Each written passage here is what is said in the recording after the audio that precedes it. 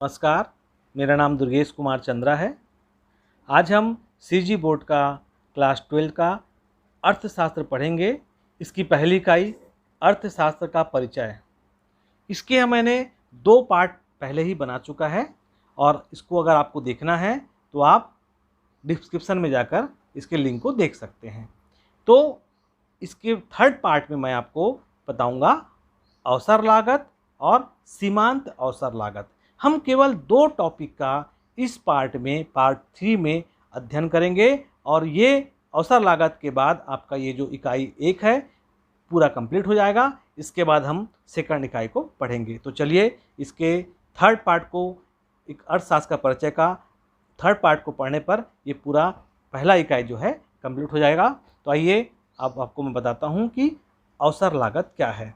बहुत ही आसान टॉपिक है, तो इसको हम इंग्लिश में बोलते हैं अपॉर्चुनिटी कास्ट।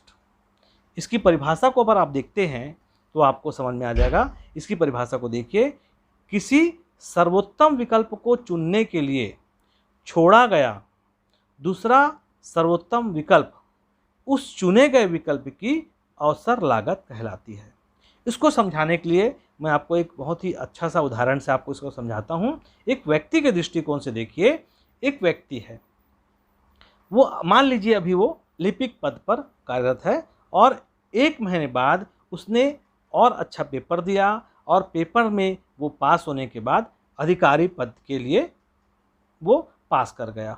अभी वो वर्तमान में लिपिक पद पर कार्यरत है। अब वो अधिकारी पद की परीक्षा को पास करके अधिकारी बनने के लिए खड़ा हो गया है। तो यहाँ पर देखिए, तो आप उसको लिपिक पद पर 15,000 रुपये उसको मासिक वेतन मिलता है। अब वो अधिकारी बन जाएगा तो उसको 35,000 रुपये वेतन मिलेगा। तो दोस्तों आप ये बताइए कि वो किस पद को ग्रहण करेगा और किस पद का त्याग करेगा। तो स्वाभाविक सा बात है कि वह लिपिक पद का त्याग करेगा। किसके लिए? अधिकारी पद को प्राप्त करने के लिए, क्योंकि उसको 15,000 रुपये वेतन पहले मिलता था, अब उसको 35,000 रुपये वेतन मिलेगा। तो 35,000 वेतन पाने के लिए उसको 15,000 रुपये के वेतन को त्याग करना पड़ेगा। यही अवसर लागत है 35,000 का या अधिकारी पद का। तो यहाँ और आपको मैं समझाता हूँ। लिपिक पद का त्याग, आपको अगर लिपिक पद का त्याग करना है, वो अगर लिपिक पद का त्याग करेगा, लिपिक पद का त्याग करने पर वो क्या पाएगा? अधिकारी पद पाएगा। तो लिपिक पद का त्याग, इसका जो त्याग है वो क्या कहलाएगा? अधिकारी पद की अवसर लागत कहलाएगा। तो ये अवसर लागत क्या हो जाएगा? अधिकारी पद की अवसर लागत लिपिक पद कहलाएगा। यहाँ पर ये कह रहा है। इसको फिर से आप इसके परिभाषा को समझिए। किसी सर्वोत्तम विकल्प को चुनने के लिए, सर्वोत्तम विकल्प यहाँ पर क्या हुआ?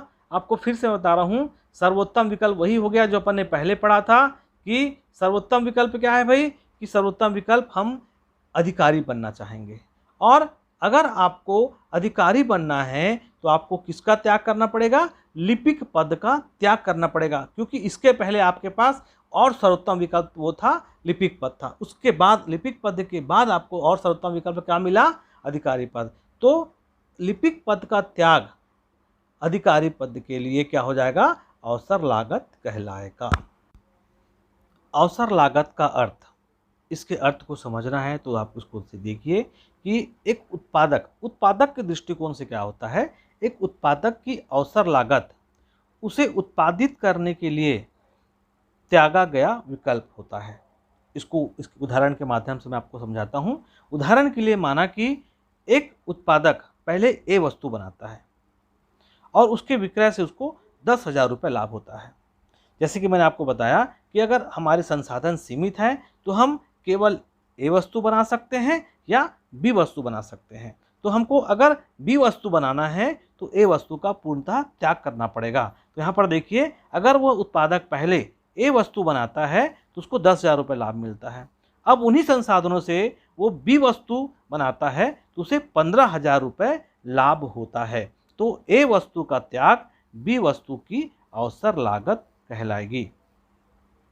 उत्पादक के दृष्टिकोण से अगर देखें तो एक उत्पादक जो है या तो वो ए वस्तु का निर्माण कर सकता है या बी वस्तु का निर्माण कर सकता है। क्योंकि उसके पास जो है संसाधन सीमित है।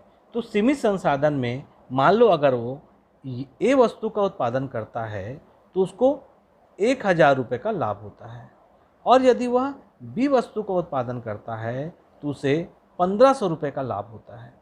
तो आप स्वाभाविक सी बात है कि वह 1500 रुपये का लाभ महीना कमाना चाहेगा, क्योंकि 1000 रुपये से उसको ज़्यादा मिल रहा है। तो हर यहाँ पर एक राष्ट्र, एक व्यक्ति चाहेगा कि उसके जो लाभ है उसमें वृद्धि हो, तो वो नए और अच्छे अवसर को ही वो क्या करेगा, ग्रहण करेगा, और जो उससे जो कमज़ोर अवसर है या विकल्प है उसका वो त्याग करेगा। तो यहाँ पर ए वस्तु का त्याग कर वो बी वस्तु का निर्माण करेगा। तो यहाँ पर देखेंगे ए वस्तु बी वस्तु की अवसर लागत कहलाएगी।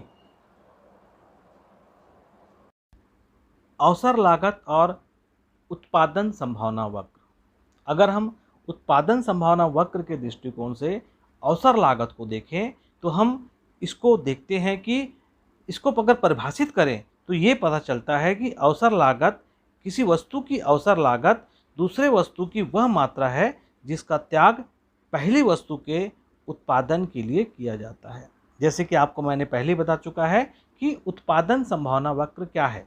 उत्पादन संभावना वक्र ये होता है कि अगर एक वस्तु के उत्पादन को बढ़ाना है तो हमें दूसरे वस्तु के उत्पादन को कम करना पड़ेगा, सीमित करना पड़ेगा, क्योंकि हमारे पास संसाधन सीमित है। तो इसी उत्पादन संभावना वक्र में अवसर लागत को हम इसको देखते हैं। तो आप यहाँ पर इसके उत्पादन संभावना वक्र के ऊपर अपन देखेंगे तो आपको समझ में आएगा कि अवसर लागत क्या है। देखिए आपको ये बना हुआ है उत्पादन संभावना वक्र, इसके अंदर हम क्या कर सकते हैं, उत्पादन को कर सकते हैं। अब यहाँ पर देखिए हम कोई दो वस्तु का निर्माण कर सकते हैं। तो हम ये हमारा जीरो है, जीरो से y अक्ष में अपन देखते हैं कि हम दाल का उत्पादन करते हैं, और x अक्ष में हम देखते हैं हम क्या करते हैं, चावल या धान का उत्पादन करते हैं। तो हम अगर देखते हैं हमारे पूरे संसाधन को हम अगर उपयोग करते हैं तो हम दाल का उत्पादन 50 इकाई तक करते हैं, और चावल का जो उत्पादन है हम कहाँ तक करते हैं, 30 इकाई तक करते हैं। मतलब हमारे पूरे संसाधन का उपयोग करके हम यहाँ पर चावल का अधिकतम इकाई जो है 30 इकाई कर सकते हैं, और दाल का अधिकतम हम 50 इकाई को भी यहाँ पर उत्पादन कर सकते हैं। तो अगर हमको अब याद मान लीजिए हमको अब चावल के उत्पादन को 30 से 40 करना है, हम क्या करेंगे भाई, 30 से 40 करेंगे। तो हमको क्या करना पड़ेगा, हमको अगर ये 30 से 40 करना पड़ेगा तो हमारे जो दाल है उसके उत्पादन को 20 इकाई कम करना पड़ेगा। मतलब यहाँ पर 10 इकाई वृद्धि करने के लिए, धान या चावल के उत्पादन में 10 इकाई की वृद्धि करने के लिए हमको दाल के उत्पादन को 20 इकाई तक कम करना पड़ेगा। तो यही क्या है, यही जो है उत्पादन संभावना वक्र में अवसर लागत। अवसर लागत क्या है कि आपको अगर आप देखते हैं कि धान के जो फसल है उससे अगर हमको बहुत ज़्यादा कमाई हो रही है तो हम इसका अगर वृद्धि करना चाहते हैं, हमको 10 इकाई को बढ़ाना है।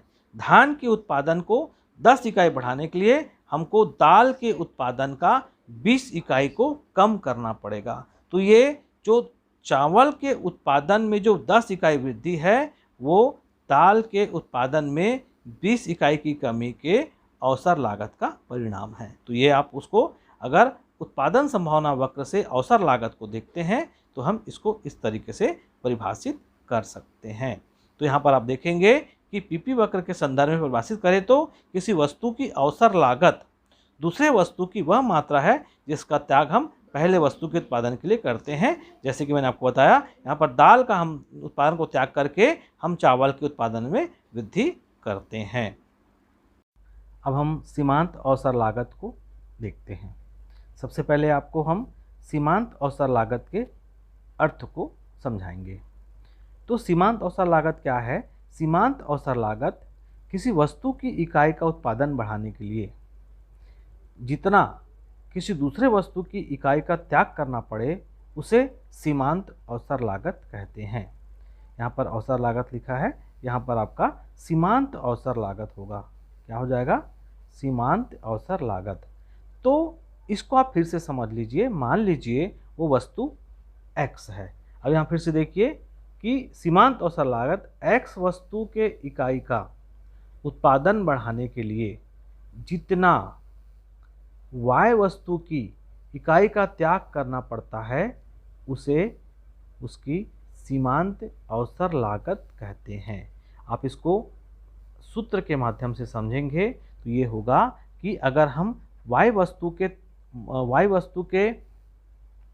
त्याग की गई इकाई, हम जितना y वस्तु का त्याग करेंगे हम क्या कर सकेंगे? अगर हमने y वस्तु का त्याग किया तभी हम x वस्तु के उत्पादन में वृद्धि कर सकते हैं, अन्यथा हम उस वृद्धि को नहीं कर सकते। जैसे कि आपको मैं इस PPC वक्र पर सीमांत अवसर लागत को समझाऊंगा। तो सबसे पहले यहाँ पर संयोग दिया है कि आपके पास संयोग है और आप या तो x वस्तु या y वस्तु का उत्पादन, अगर दोनों का उत्पादन करना पड़ेगा आपको, जैसे PPC में होता था वैसे ही यहाँ पर भी है। जैसे देख लीजिए, पहले यदि आप संयोग A को देखिए, आप अगर y वस्तु का उत्पादन 10 करते हैं तो आपको x वस्तु का उत्पादन को 0 करना पड़ेगा, क्योंकि आपके पास संसाधन सीमित है और अधिकतम आप केवल 10 वस्तु का ही उत्पादन कर सकते हैं।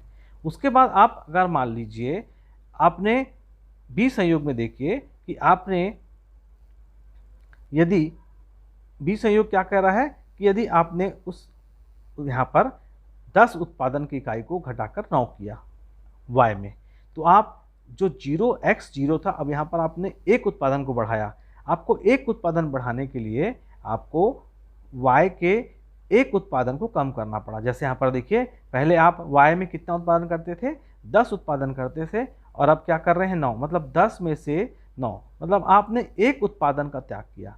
तो ये एक उत्पादन का त्याग, यही क्या हो जाएगा? आपका सीमांत अवसर लागत कहलाएगा। y वस्तु के त्याग, यहाँ पर देख लीजिए फिर से, y वस्तु के त्याग की गई इकाई, आपने कितना y वस्तु का त्याग किया? आपने एक जो है y वस्तु का त्याग किया। और x वस्तु के उत्पादन कितना वृद्धि किया? आपने एक वृद्धि किया। तो इस प्रकार से ये सीमांत अवसर लागत कहलाएगा। उसी प्रकार अगर यदि आप C संयोग को देखते हैं तो आप देखते हैं कि जैसे आपने B संयोग में क्या किया, आपका 10 उत्पादन की इकाई को आपने 9 किया, तभी आपने B के एक उत्पादन को बढ़ाया। तो यहाँ पर संयोग में क्या हुआ? A में संयोग B में क्या हुआ? आपने Y के उत्पादन को 1 कम किया और X के उत्पादन को 1 आपने बढ़ाया। तो एक उत्पादन की कमी करने के बाद आपने एक उत्पादन के X के उत्पादन को बढ़ाया। उसी प्रकार अगर हम C में देखते हैं तो C उत्पादन में भी हमने क्या किया? C संयोग में भी हमने क्या किया? अब यहाँ हम जो X का उत्पादन है, 1 से हमने उसके उत्पादन को क्या कर दिया? 2 कर दिया, मतलब हमने फिर से यहाँ पर एक उत्पादन को बढ़ाया। तो हमको अब क्या करना पड़ेगा? हमारा जो ये पहले 9 था Y, अब उसको हमको क्या करना पड़ेगा?